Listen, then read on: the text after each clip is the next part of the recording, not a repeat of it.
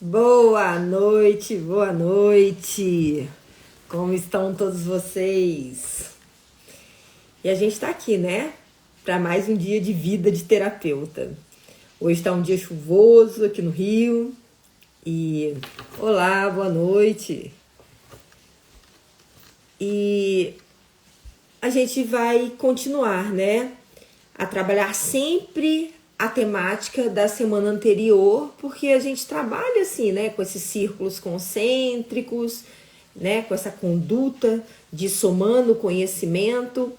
E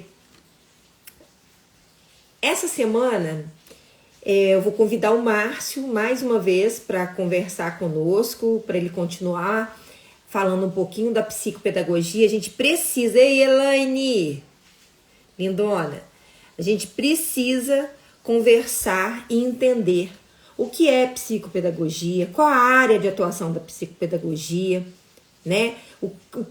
O que nós trabalhamos, como nós avaliamos, como nós procedemos em nossos atendimentos. Como é que é psicopedagogia clínica? O que é psicopedagogia escolar? Psicopedagogia. É disso que nós vamos falar.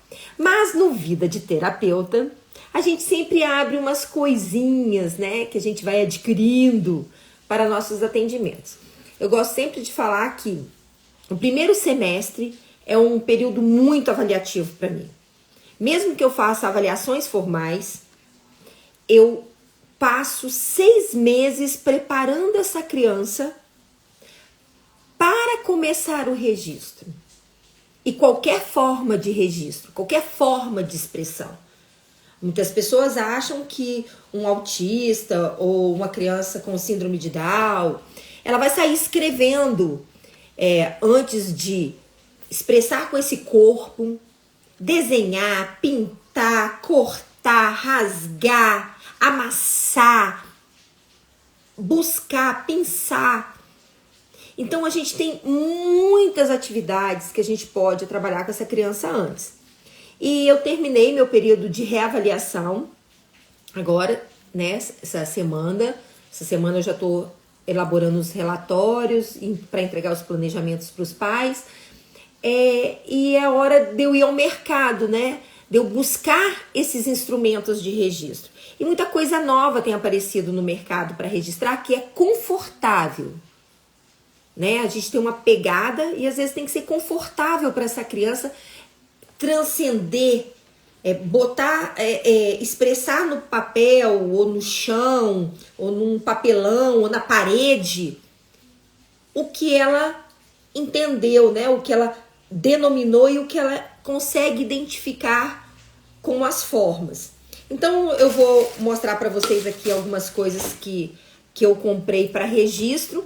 E logo a gente já vai chamar o Márcio para a gente conversar um pouquinho. Assim as pessoas vão entrando e a gente vai conversando.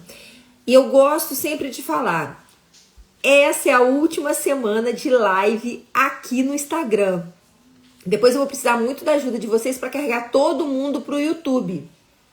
A gente vai fazer direto do YouTube. Assim a gente pode ficar mais tempo. Eu e o Márcio, né? 40 minutos para nós, 45 tem sido assim, quase uma tortura. Porque a gente gosta de explicar, a gente gosta de deixar as coisas muito claras, né? E aí vai ficando difícil, porque o Instagram vai dando um momento que ele te derruba. Tem dia que ele derruba com 40, tem dia que ele derruba com 45 minutos, né? E a gente sai correndo. Então, muito importante na hora de você escolher os instrumentos de registro para as crianças é você ver como que está a pegada dela, como é que está a força manual dela. Ela brincou bastante de puxar, você pega na mão dela e busca, né? Você busca puxá-la para trás, para frente, ela aperta a sua mão, ela pega alguma coisa com você. Você viu se ela já tem a pinça tridigital? Então a gente vai oferecer esse instrumento. Eu gosto de colocar à disposição vários tipos de giz de cera. Adoro. Eu tenho de todos os formatos. E tem um Instagram aqui, que eu me refiro a ele, sempre falo para vocês irem lá, tá? A Iguana. Ela apresentou alguns novos modelos de de guache em pincel, guache em bastão, em vários outros tipos de giz de cera. E eu encomendei, inclusive eu abri hoje, porque um chegou da China hoje. Eu comprei, né? Todos agora são, que eu comprei essa semana são Shopee. Então, um giz que tá muito em alta é esse giz aqui, ó. Ó, ele é lavável. É um giz e tem dele grande também, tá? Eu escolhi o pequeno, né? Tô experimentando aqui junto com vocês. Ele é bem macio e ele tem uma outra parte, ó, que também gostosa para poder cobrir um desenho inteiro, né? E também esfregar. Então, ó, muitas cores. Ele chegou, comprei na Shopee. Era uma indicação de um produto. Outro giz que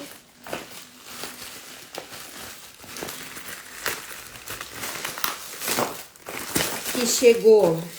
Esse aqui eu já comprei, foi na Amazon, porque o preço tava melhor. Eu sempre coto, tá, gente? Eu vou na Shopee, vou na Amazon e aí eu fico catando frete grátis, fico catando 10 reais de diferença, 5 reais de diferença, que dá pra comprar outro, né? Esse aqui é um outro modelo de giz. Olha como que ele é. Ele é uma gota comprida.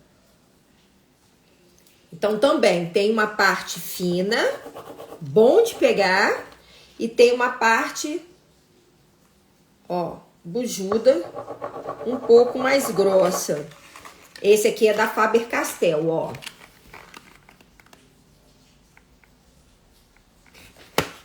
E são as cores primárias que tem aqui dentro. Vamos ver mais uma aqui que eu encomendei. Encomendei esse outro aqui. Também é uma gota, mas olha como é que ele é. Ele é... Ó, um é comprido, o outro é uma gota. Então, ó. E um bundão pra poder... Gosto muito de fazer o roda-roda, roda-roda-roda, né? Então, essa parte agora, esses últimos 6 meses até o final do ano, muitas crianças já se alfabetizam nas intervenções que eu faço na clínica. Porque eles já estão preparados, já estão com a caixinha cheia de instrumentos, já tem muitas palavras, já conheceram, estão com muitos instrumentos verbais, muitas palavras, e agora a gente trabalha muito registrando, a gente desenha muito, a gente pinta muito, a gente, né, e aí vão surgindo as palavras, vão surgindo os registros por escrito. Vamos ver se tem mais algum aqui, porque eu encomendei vários. Outro também que eu comprei foi esse aqui, ó. Caso vocês não estejam vendo e queiram que eu coloque a descrição, eu coloco, tá? Esse aqui, ó, ele parece que é uma caneta. Parece, mas ele é tinta, ó. É uma tinta. É um canetão, sabe? Com tinta. Mas, ó... Bem bom. E ele escreve em plástico também. No polietileno, ó. Vai ficar bom. Vendo? Ele é grossão. Dá pra fazer vários contornos. Porque eu ensino para as crianças como que a gente desenha. A gente desenha com lápis. A gente contorna com as canetas. A gente pinta com os giz de cera. Eu não uso muito lápis de cor, não. Eu uso giz de cera de todas as bitolas possíveis. E foi isso que chegou hoje para os nossos registros. Já estou fazendo a minha bancada, eu gosto de fazer meu carrinho, né? Com tudo que tem de registro.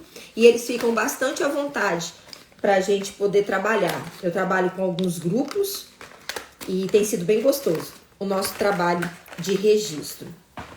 Então, ficou a gota grande, a gota comprida, esse lápis fino e o canetão. E só comprei um brinquedo, porque eu tô pegando muito firme em princípio alfabético. E princípio alfabético tem que ser gostoso para trabalhar. porque é muitas relações que você precisa estabelecer, e como eu trabalho muito com o autista, ele pensa em ilhas, né? Então eu preciso fazer pontes entre essas ilhas, estabelecer muita relação, associar muitas coisas a essas ilhas. Então, um jogo que eu amo foi o Double, que eu, aqui ó, com letras, Double de letras. Então eu vou criar uma atividade para esse jogo e depois eu mostro para vocês. Vou criar assim, vou criar acho que uns 2 a 3 aí com bastante figuras e a gente vai trabalhar com o Double de letras. E foi isso que eu adquiri essa semana pra... Nem fiz muita propaganda, né? Porque... Ah, esqueci aqui. E também a gente vai começar com os recortes. Então eu tenho vários tipos de tesoura, comprei vários. E essa semana eu adquiri essa daqui, que ela é maior, coloca mais dedos, abre, fecha, abre, fecha, abre, fecha. Eu ensino como usa, o treino aí fica por conta de outros profissionais e das famílias, mas ensinar a usar, a gente ensina. Tudo que for de ensinar, né? Pedagogo, psicopedagogo é com ele mesmo. E a outra é com essa molinha, para poder dar uma levantada no corte. Então, foi um dos instrumentos que eu adquiri para o próximo semestre, que eu já estou juntando o material para a gente começar a conversar. Então, vamos lá. Vou chamar o professor Márcio, agora que vocês já viram o que, já tem mais gente aí. Vamos conversar com o Márcio um pouquinho mais sobre psicopedagogia e sobre avaliação. Muito importante a gente estar aqui conversando sobre avaliação, né? Estou vendo que tem muitas psicopedagogas aí. Por quê? Às vezes a gente recebe um profissional que já tem alguma experiência, né? E quando a gente vai trabalhar junto assim, já está intervindo e não fez uma boa avaliação naquela criança, e às vezes aquela criança tá chorando, às vezes aquela criança não quer a sessão, ela não tá dizendo, porque ela não foi avaliada e aquela atividade tá um pouco, como é que eu posso dizer? Um pouco mais difícil, né? Do que as capacidades que ela tá apresentando naquele momento. Então, eu vou chamar o Márcio aqui para ele conversar com a gente e vamos começar.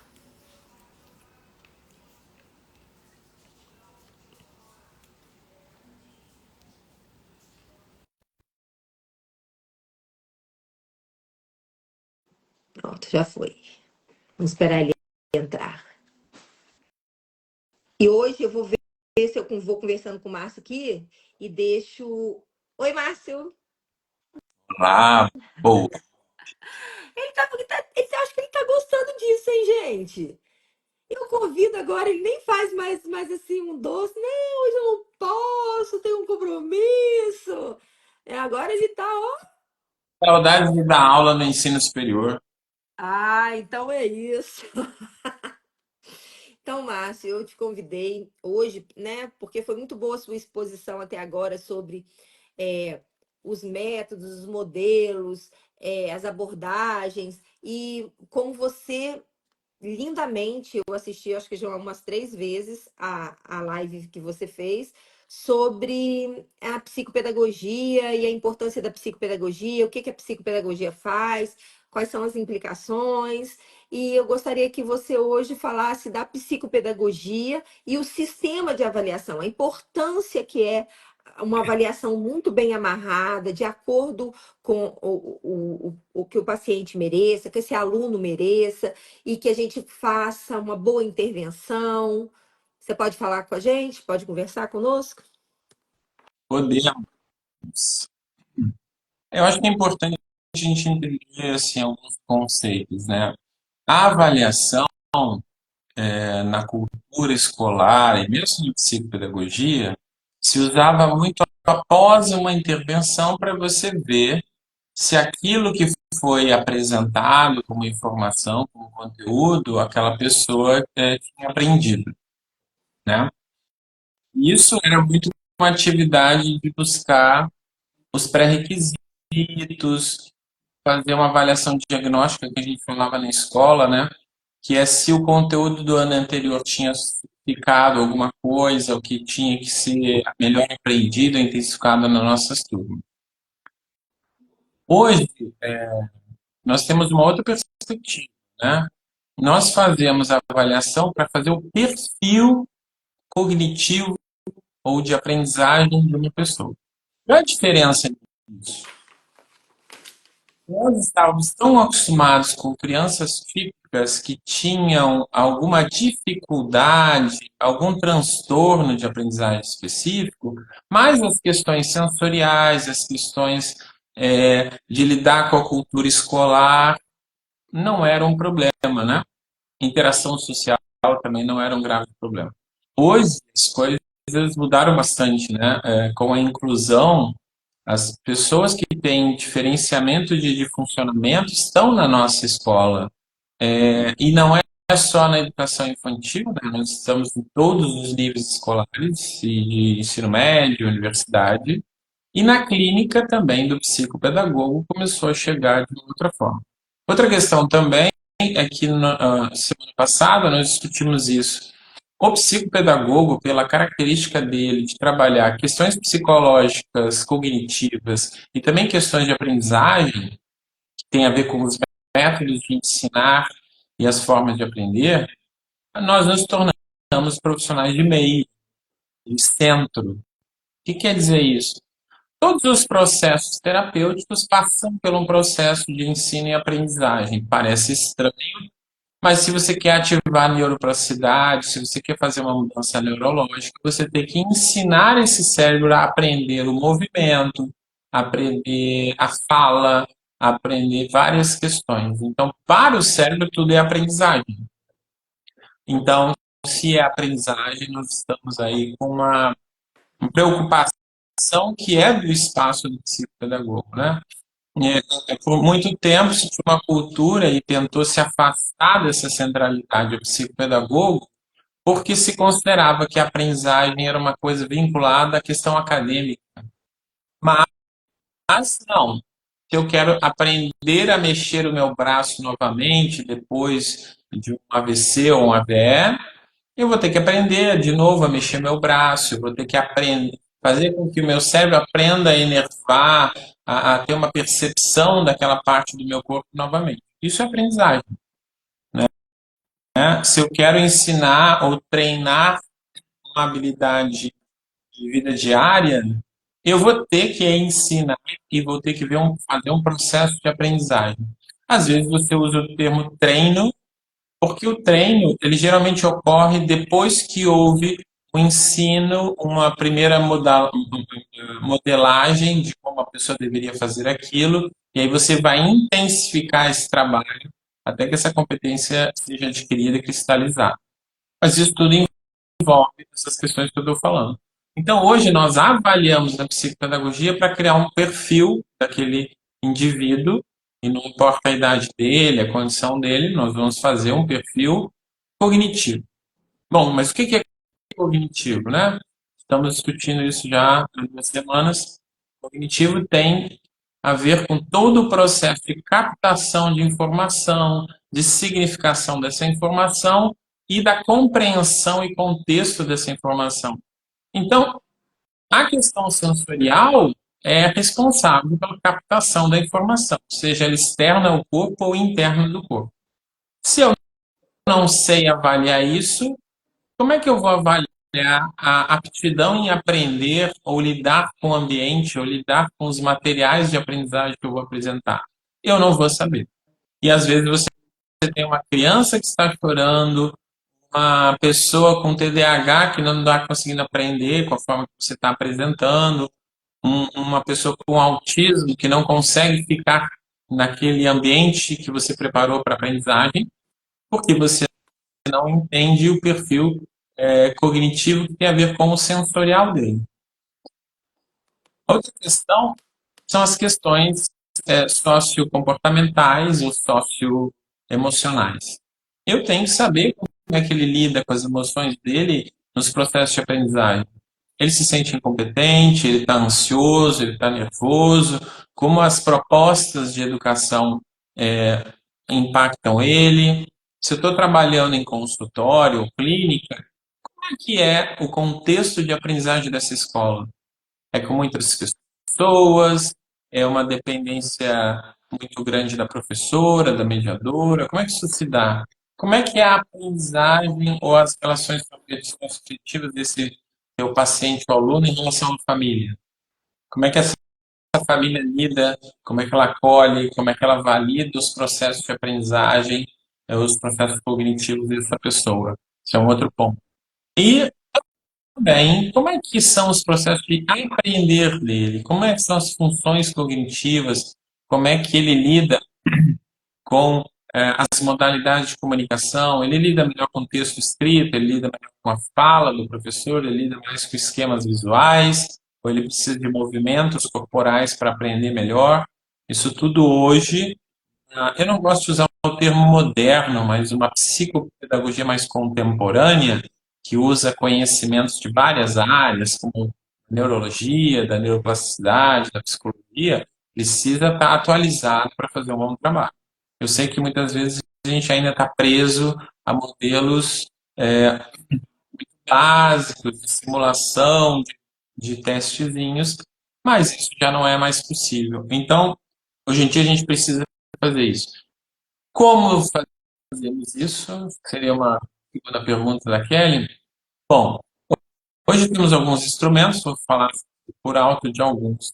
A gente tem o perfil sensorial escolar, que faz parte de um pacote, que é o perfil sensorial 2, e que normalmente esse documento, né, é mais estudado pelos terapeutas ocupacionais, mas ele não é de domínio exclusivo do terapeuta ocupacional, né? Você como psicólogo, você como psicopedagogo pode adquirir isso, a escola pode adquirir isso. Para que isso serve? Eu vou dar só uma lida nas definições que ela faz no final para vocês entenderem. Definição dos fatores escolares. Olha bem, o perfil sensorial vai definir fatores escolares. Fator escolar 1. Esse fator reflete a necessidade de apoios externos do estudante para participar na aprendizagem. Então, tem um teste que vai te caracterizar isso segundo as necessidades sensoriais dele. Fator escolar 2. Esse fator reflete a consciência e atenção do estudante dentro do ambiente de aprendizagem. Ele está consciente, ele está atento ao que tem que ser aprendido, ou ele tem uma dificuldade com isso? E aí, por isso que a gente precisa de um mediador, por isso que a gente precisa de alguém fazendo uma significação daquilo, um enfoque da atenção. Fator escolar 3. Este fator reflete a tolerância do estudante dentro do ambiente de aprendizagem. Se alguém já investigou isso, significa que isso é uma realidade. Então, opa, tem pacientes, tem aluno que não vai tolerar estar no espaço clínico ou no espaço escolar? Tem. E aí esse fator vai verificar isso. Essa pessoa consegue dar conta de ficar nesse espaço social para aprender dessa forma? Quarto ponto, fator 4. Esse fator reflete a disponibilidade de aprender do estudante dentro do ambiente de aprendizagem. Ele está disponível a aprender, ele consegue aprender nesse espaço. Então, vê como tem um instrumento muito característico de aprendizagem dentro do espaço escolar, que é um instrumento extremamente importante para o psicopedagogo. Isso é um questionário que o professor de escola vai responder. Se eu estou na clínica, o psicopedagogo pode responder em relação ao funcionamento desse paciente que está no espaço clínico. Você tem que conhecer o espaço clínico onde ele vai lidar, como é que são as outras salas de atendimento além das suas. E aí que eu falo do protagonismo do psicopedagogo. Ele vai apresentar isso para os outros profissionais e dizer, olha, nessa sua sala, tem características na sua sala que estão impedindo o fator 3, que é a tolerância de estar naquele espaço clínico. Tem barulho, tem mais pessoas, as cores não são adequadas, tem um barulho de fundo do ar-condicionado, alguma coisa ali, que aí você dando esse suporte científico, técnico, embasado em algo que é padrão ouro, né? Se a gente vai usar esses termos, então você vai dar né, um feedback, porque você é o responsável pela aprendizagem na clínica.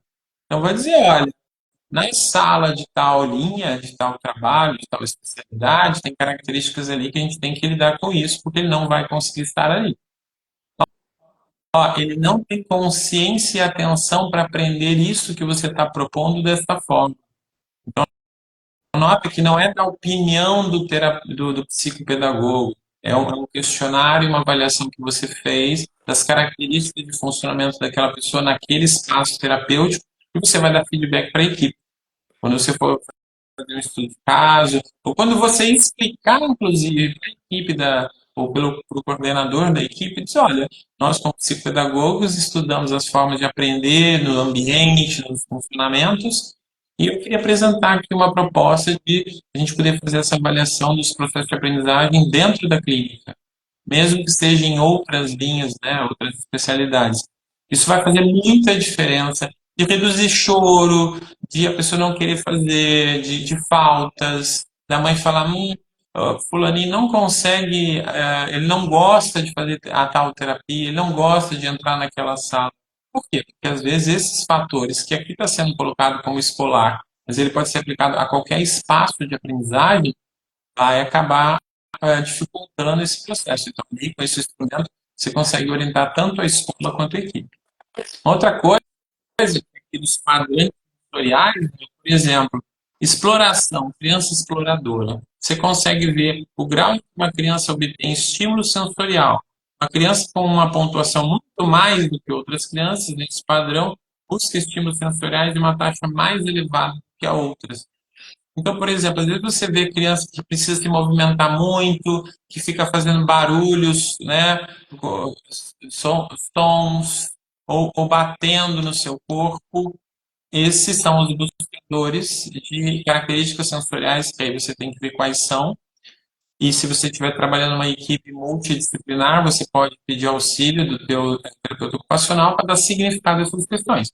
Por exemplo, a criança que tem esquivo, por exemplo, é um padrão que se afasta dos estímulos sensoriais numa taxa mais elevada do que as outras. Às vezes eu tenho uma sensibilidade, uma esquiva a sons, a esquiva a texturas, esquiva a processos como ficar parado, esquiva a cheiros. E aí você não entende por que que um aluno não consegue ficar na sala dele, porque às vezes é no lado da cantina da escola, no lado da cozinha da escola, que tem muito cheiro, ou que tem muita luz, ou muitas cores, né? Às vezes as escolas acham que o bonito é muito colorido. Para algumas pessoas, aquele monte de cor e monte de informação visual, aquilo é opressivo, e se tiver uma esquiva em relação a isso, ele não vai conseguir ficar nesse espaço. Então, o psicopedagogo pode construir, né, essa orientação. Sensibilidade também. Se eu tenho muita sensibilidade, isso me causa problemas de me manter funcionando por muito tempo, né? Então é outra característica que a gente vai poder trabalhar também. E a questão da observação, que é não perder estímulo, perceber estímulo. Às vezes eu não consigo perceber uma escrita no quadro, um comando verbal, ou eu não percebo o meu próprio corpo, então sempre eu estou desmontando na sala, e aí eu posso analisar esse perfil para entender como é que é o funcionamento desse indivíduo. Então, até agora eu mostrei para vocês como é que o perfil sensorial dentro da escola vai interferir na aprendizagem dessa pessoa. Eu ainda nem falei de função cognitiva, de psicológica, nada disso. Estou falando uma coisa bem básica, que é como nós percebemos o mundo em torno de nós ou percebemos nosso próprio corpo. Então, uma primeira avaliação que a gente vai fazer. Aí, a gente pode fazer avaliações mais completas a nível de relação com o ambiente, relação com a cultura da aprendizagem, que a gente pode usar um outro avaliador, né, outro caracterizador que se chama escala de comportamento adaptativo, que se chama Valiant, que hoje está no terceiro, né, o terceira, Edição. e ele, Edição. edição, ele vai te dar uma ideia clara, principalmente por desempenho de faixa etária. e ele vai ter comunicação, autonomia, percepção de regras, capacidade de interação social, comportamentos disruptivos ou comportamentos não esperados, ou complexos, ou negativos, aí o nome que a gente quiser dar. E ali você vai caracterizar como? Você pega a idade da pessoa, você começa a fazer as perguntas segundo essa faixa etária, e conforme você vai avaliando, se ele tem muito, se ele zera muitas vezes ali, no próprio teste tem esse padrão de quantas vezes que você zera, você começa a retornar na idade. Então você tem um aluno de 10 anos, e você começa a fazer o teste e ele consegue fazer um patamar de desenvolvimento onde ele pontua 2, que é ele consegue fazer aquilo, às vezes ele vai pontuar um patamar de 3 anos de idade, e ele tem 10. Isso não tem nada a ver com a idade mental dele, não. Aquilo tem a ver com o jeito, o funcionamento dele hoje, segundo padrões médios humanos das pessoas, ele está desempenhando como uma criança de 3 anos. E aí, obviamente, a gente tem que ter clareza de por que isso acontece, tem muito problema sensorial, tem outras questões, mas ali ele te dá o objetivo. E aí você vai trabalhar com a sua família também. Opa, se ele funciona com 3 anos, em comunicação compreensiva e expressiva, a gente tem que objetivar, a partir dessa faixa etária, onde que a gente pode alcançar. Ó, tá vendo aqui? Ele está pontuando a nível de 5, 6 anos, que às vezes ele faz. Então, esses, às vezes, que ele faz, vai ser o objetivo de desenvolvimento, tanto dentro da clínica quanto na escola. Porque é aquele processo que ele está quase maturado, está precisando de suporte ainda, mas ainda ele é frágil a questões ambientais ou desorganização e tal. Então, o Vale vai te dar uma característica muito interessante, que é você conseguir ter um mapa de como aquela pessoa está funcionando em vários domínios. E aí a gente trabalhou do cognitivo, do sócio-afetivo dele. Então a gente conseguiu perceber como é que funciona o funcionamento sensorial, a gente conseguiu ver o sócio-emocional, e aí depois a gente pode fazer avaliações cognitivas. Como é que ele compara, como é que ele classifica, como é que ele usa as funções cognitivas, e aí tem avaliações como a MC e outras, que vão avaliar como é que é o funcionamento cognitivo dessa pessoa. A partir daí, a gente pode, num quarto momento, é como é que ele lida com os conteúdos e com a cultura escolar. Ele senta, ele consegue olhar à frente, fazer enfoque na mão, escrever, ele consegue fazer rastreio da esquerda para a direita, de cima para baixo, ele consegue ficar 5 minutos sentado, fazendo uma atividade com um papel e lápis, que é uma coisa da cultura escolar, também escrito. E aí você vai conseguir ter um mapeamento do funcionamento dessa pessoa, e a partir dali, você traça um perfil. E é um perfil que você vai oferecer como suporte aos professores da escola que você dá suporte, ou a própria clínica que você trabalha. Olha, o funcionamento dessa pessoa é assim, então quando vocês fizerem atividades, vocês têm que respeitar esse perfil, porque senão ele vai se recusar a fazer, o desempenho dele não vai ser bom. Então, esse perfilamento é importante para isso. E para você também, como pedagogo, começar a intervir. A cultura escolar dele ainda não está boa. Então, vou trabalhar questões que levem a ele melhorar essa cultura escolar. O que é a cultura escolar, gente? É a cultura de aprendizagem dentro de uma escola. Eu sento numa cadeira, eu uso uma carteira à minha frente, eu uso uma mochila, eu uso instrumentos de aprendizagem, que é caderno, livro, lápis, borracha. Você viu que a Kelly mostrou vários instrumentos ali que vão dar suporte a isso se eu tenho uma modificação no uso da minha mão, ou no uso da minha mão para escrever, no uso da minha mão para pintar, para desenhar, para cortar, né? Fora as questões de aprendizagem também, de leitura e escrita. Agora a gente está fazendo uma pesquisa, por exemplo, né, que vai ser um case report, que é um relato de caso, de um menino que tem hiperfrouxidão ligamentar das mãos, e isso impede que ele aprenda, que ele use corpo, que ele leia, tem várias questões ali. E hoje, na literatura, isso ocorre entre 60% e 70% das pessoas com autismo têm essa questão. Então, às vezes, você vai dizer para a escola assim, né, e você também vai fazer um trabalho, eu não vou investir em letra cursiva, porque essa cursiva causa um bloqueio de sentimento de competência, processo mesmo de construção textual, que é um treino neuromotor que a condição física, biológica dessa pessoa não dá conta de fazer esse esforço todo. Então, essa é uma parte da avaliação, parte básica de que o psicopedagogo hoje tem que lidar. Fora uma outra questão, que é qual é o repertório de interesse dessa pessoa. Porque, às vezes, o que você está fazendo é propor atividades que ele não gosta, que ele não tem o menor interesse, que é para brincadeira, não tem nada a ver com o perfil dele. E aí ele não vai engajar com você. Ele vai achar chato, ele não vai ter sentido. Uma outra coisa que eu vejo muito em trabalho de psicopedagogo, né, em clínica, áreas, é não ter compreensão que a atividade tem que gerar um objetivo no aprendiz. A maior parte das atividades são objetivos para o terapeuta, para o professor. E eu pergunto, legal essa atividade. Qual o objetivo para o seu paciente essa atividade? O que que ele ganha com isso? O que que ele aprende?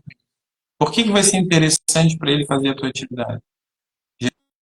Geralmente não se pensou nisso, porque eu acho legal, e tem bichinho, não sei o quê. Mas para ele, você já pensou? Perguntou para ele se isso era interessante? Às vezes, antes de eu comprar um brinquedo, comprar um. Você tem que investigar. Opa, isso é perfil de interesse dessa pessoa, esse tipo de brinquedo, ou é um desejo meio infantil ainda que os adultos têm sobre os brinquedos? E que não tem nada a ver com a geração. Eu sempre trabalho com as famílias, trabalho também com os pacientes, por exemplo, projeto e objetivo. Eu tenho um projeto que vai se encerrar em 26 de outubro, por exemplo. Eu crio esse projeto para que ele tenha uma meta lá, tal data. E para eu chegar naquela data, eu tenho uma meta ou eu tenho um objetivo semanal de conquistar algo, de produzir algo, de ter um produto real que ele possa ver. Por isso, eu faço atividade de treino, de reforço, de não sei o quê. E ele não sabe para que fazer aquilo. Ele não sabe, ele não ganha nada com isso. Lembra que o significado de eu melhorar uma terapia, isso não é muito claro para a criança. Que a avaliação sempre é destinada, a pontuação, o gráfico, o relatório, é sempre destinado aos pais, ao plano de saúde, ao médico, aos terapeutas. Mas qual é o feedback que você dá para a criança para que ele queira fazer com você isso? Márcio, eu quero abrir para pergunta se tem alguém aí que precisa fazer uma pergunta. Alguém tem alguma dúvida sobre como a gente tem avaliado nesses novos tempos os instrumentos que nós usamos? Tem uma Luciene, tem uma Vitória, que elas sabem tudo disso, elas não precisam fazer pergunta nenhuma, É, tudo muito claro. então, a gente vai deixar essa curiosidade para vocês e falar para vocês que amanhã a gente está acompanhando uma família típica agora. O Márcio começa a avaliação com essa família amanhã. Então, é todo aquele processo, né, de conhecer essa família, deles contarem como foi a geração a gestação dessa criança, como foi o nascimento dessa criança, e agora ela está com 2 anos, como está sendo a vida dela, o que é que tá dando muita preocupação para eles e por que que eles procuraram psicopedagogos. Então, não percam amanhã, divulguem em suas redes, nos ajudem a divulgar a informação, a fazer essa informação circular. A gente tem feito uma programação semanal, a gente vai mudar de programação, né? Conforme for mudando os interesses, a gente vai mudando a programação. Agradecer que hoje a gente está atingindo aí quase 1.000 seguidores, nós que temos menos de um mês aqui com vocês. Eu e Márcio, a gente tem ficado muito feliz de estar conseguindo levar para outras pessoas, vocês que têm grupos de WhatsApp, a partir do mês de meados de agosto, já deve subir o link na página com algumas atividades, né? Conforme a gente for conversando aqui, eu vou subir a atividade para o Drive e a gente vai começar sempre como se fosse um curso mesmo. O que eu primeiro preciso aprender para intervir com uma criança? Então, vai lá, vai ter material, lá vai ter artigos, lá vai ter tudo explicando para vocês de como você organizar a sua vida como psicopedagogo ou como um terapeuta de desenvolvimento humano. E eu quero mais uma vez agradecer ao Márcio, né? Mais uma vez a disponibilidade de estar aqui falando, conversando com a gente e deixar para vocês assim, a gente está sempre à disposição. Que a hora que eu subir o vídeo, se quiserem fazer perguntas ali embaixo, pedir os links, porque assim, eu tinha até pensado em deixar à disposição, mas Kelly, não pode deixar à disposição assim, não. São instrumentos que têm que ser comprados. Por mim, eu dou os meus, não tô nem aí, né? Mas o Márcio falou que não pode. Então, vocês precisam sim ter acesso para estudar. Eu sempre cobro muito das meninas, né, que fazem curso comigo, que fazem treinamento comigo, ou que são minhas assistentes, ou que trabalham comigo. Eu sempre cobro, estudem, não é ler. Estuda, pega lá o raio do troço lá, vai vendo, vai anotando o que tem de dificuldade. Não passa aperto sozinho, não. Vem atrás da gente. Vamos estudar junto. Pergunta, Kelly, isso aqui eu não sei nem faz isso aqui, não. Como é que eu avalio isso aqui? Pergunta. A gente está aqui para isso, a gente está abrindo. A gente está abrindo nossos espaços, a gente está abrindo, né? Eu e Márcio, a gente está abrindo a nossa agenda para esses atendimentos. A gente tá com suporte, com supervisão. A gente vai, ainda não fiz propaganda aqui, né? Mas a gente vai começar a fazer a propaganda. Nós somos supervisores, então nós estamos aqui para isso. Então, às vezes, você está passando aperto na sua clínica, você está passando aperto no seu consultório, está passando aperto com seus pacientes particulares. Ah, não sei fazer um plano de desenvolvimento para essa criança. Ah, não sei fazer um planejamento. Eu não sei nem como é que eu faço uma atividade para essa criança. Eu queria tanto que essa criança arte de cuidar. A CDH está aqui esperando por vocês. Tá bom? Querer agradecer mais uma vez a presença de vocês. E tem novidade. Semana que vem, em vez de um artista do cuidado, tem dois artistas do cuidado. Um na segunda e um na terça, porque uma das minhas convidadas só vai poder falar na terça. E ela é a convidada. Então, hein? Tá. Hein? É uma fisioterapeuta. Uma fisioterapeuta. Então, eu tenho uma psicopedagoga na segunda e uma fisioterapeuta na terça. Então, a gente precisa estar mais disponível. E como fica gravado, né? Muitas pessoas têm falado, ai, Kelly, eu não vejo sua live na hora. Eu falo, mas é aquela hora que eu posso, meu amor. Então, você vê depois. Então, fica gravado e eu quero que vocês me ajudem a divulgar, tá bom? Porque o Arte de Cuidar está aqui para divulgar pessoas, para divulgar nosso trabalho, para colocar o nosso trabalho à disposição das pessoas que precisam, né, dos institutos, das clínicas, das pessoas particulares, dos estudantes. E estamos aqui. Então, já que não tem nenhuma pergunta, a gente vai se despedindo. E amanhã, não esqueçam de vir acompanhar o Braulio e a Dijane com a nossa Gigi. O Márcio vai ter uma conversa bem legal com eles, né? O Márcio que vai fazer a avaliação deles. E eu vou estar com uma outra família que depois eu vou apresentar para vocês também, de fora do país. Tá bom? Ó, beijo, boa noite. Obrigada, Márcio. Não deixe de curtir, de tocar o sininho. Eu tô pagando língua, gente, eu arrastando a cara na Medina, de metro. Ativa o sininho, faz aquele negócio todo lá que as blogueiras mandam, tá, gente? Ó, beijo, até amanhã.